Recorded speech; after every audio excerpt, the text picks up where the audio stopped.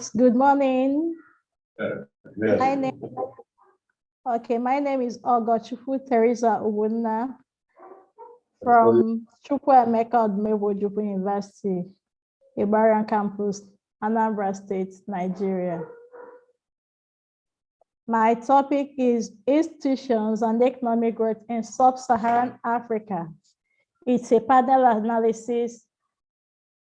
This means that it comprises of different countries. So these developed regions of the world, it has the lowest GDP per capita, poor quality of institutions, unstable political environment, high inflation rates, high unemployment rate, and low standard of living. The GDP per capita in Africa, as shown in the table, it's merely $1,485. But the average of the world GDP per capita is $10,900, almost $11,000. Unemployment rate in Africa is very high, 6.8%, while the world average on average is 6.2%. Inflation rate in Africa is also high, as you can see, 4.6%, but on average, the world is 3.1%. And out of the 28 countries with the poorest poverty rates, that's poverty rate above 30%, 27 of them are in Africa, Sub-Saharan Africa. The population of Africans living on less than $1.9 a day is 40.4%, while that of the world is 9.3%, and life expectancy also is lower than the world average, 61 years against 72 years. So there is need for us to study on Africa to find, especially Sub-Saharan Africa, to find the problem and what are the major things we really need to concentrate on in trying to pull the country out of poverty and improving the economic growth. The graph shows the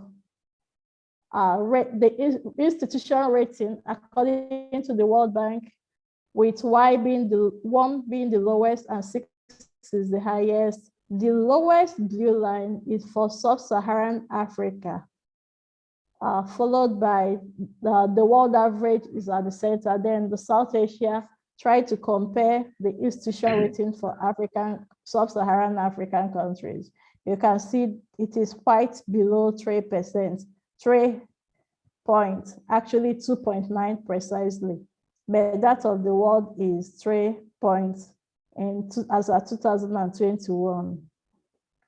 But on the contrary, the region has huge supply of human and natural resources. But with these human and natural resources, the level of development in Africa is still far below the world average. So many economists, many researchers have tried to ask so many questions, such as, if the Asian tigers managed to grow while the Sub-Saharan Africa failed to take advantage, what is the actual problem that is making the Sub-Saharan Africa to be below the world average?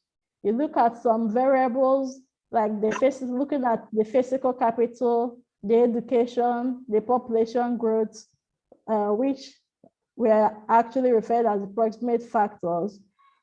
If the physical capital is so important, why is it that African countries fail to invest more in physical capital?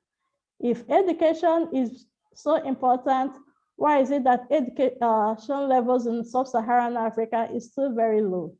So this question has been answered by some researchers, such as Odumegwu, 2009. He argued that the problem of Sub-Saharan Africa is actually the institution, that the countries in Africa have poor institutional framework, unstable political environment, and then landlocked countries. So let us look at Sub-Saharan Africa geography. Where do we actually call the Sub-Saharan Africa? It is the area located south of the Sahara Desert. According to United Nations, it is made up of all African countries that are fully or partially located south of Sahara. For this study, we are going to use 43 countries out of the 54 countries in Sub-Saharan Africa due to available data. So this is the graph of the Sub-Saharan Africa. So the ones on purple are the West African countries. The one at the center is Central Africa. Blue is the East African countries, which includes Kenya, Egypt, Ethiopia. Then South African countries, we have the Angola, Namibia, Zambia, and so on. So that's the countries that will be used for this study. Then let's look at the variables we use to represent the institutional quality. We use two key variables, which we call political environment and institutional framework. What is this political environment? Political environment actually looks at the likelihood that the government of a country is overthrown by unconstitutional or violent means. The variables used to form this index include armed conflicts, violent demonstrations, political terror scale, security risk rating, and intensity of internal tension. Then the institutional framework measures the quality of institutions in a country, such as the legal institution and regulatory institutions. The variable used captures the quality of the public service, the quality of the civil services, the quality, the degree of independence of these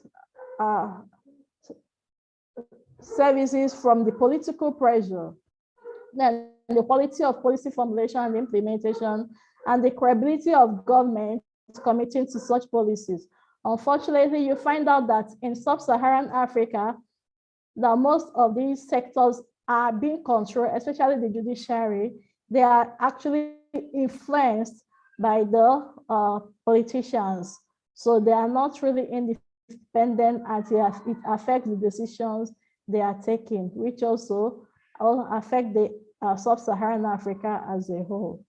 So to capture this, we looked at different economic growth theories, but the one adopted for this study is augmented solo growth model. The augmented solo growth model allows for inclusion of many variables. So our model has the log of the real GDP as a dependent variable. Then the log of real GDP, lag value of the real GDP is also included because this is carried out as a dynamic analysis. It's actually using the system GMN because of the panel study. So we include the real GDP of different countries. Then other variables include GDP per capita, the gross fixed capital for the nation, political environment, and the institutional framework.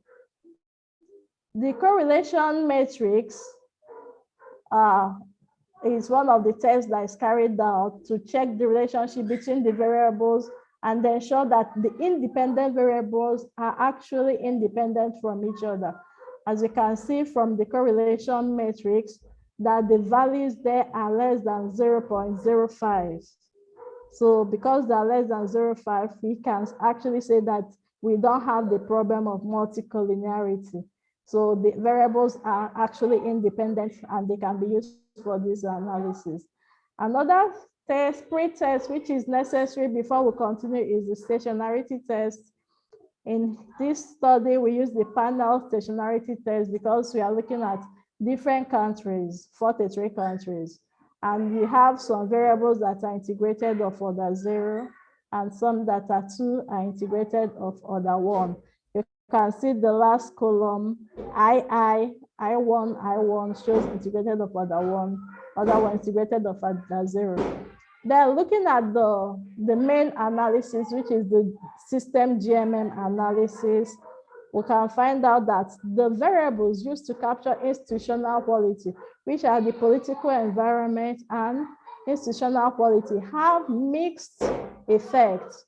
While the political environment had positive and significant effects, institutional quality, unfortunately, have negative and insignificant effect. You can see the positive side under the PEMV, and then the negative sign under the institutional quality. So what can we say about this? So we can say that most countries in Sub-Saharan Africa are currently experiencing a stable political environment. That is, most countries are no longer under the control of the military. So the environment is relatively stable, but the institutional framework is still very low to contribute to the growth of the economies. So based on that, we conclude that there is need for the Sub-Saharan African economies to improve on the quality of their public and civil servants. Then try to make these units different from the political pressure, to avoid political pressure like the judiciary, try to make them really independent from the political pressure, and the monetary authorities to be purely independent from political pressure. So they need to improve the credibility of their government. Thank you.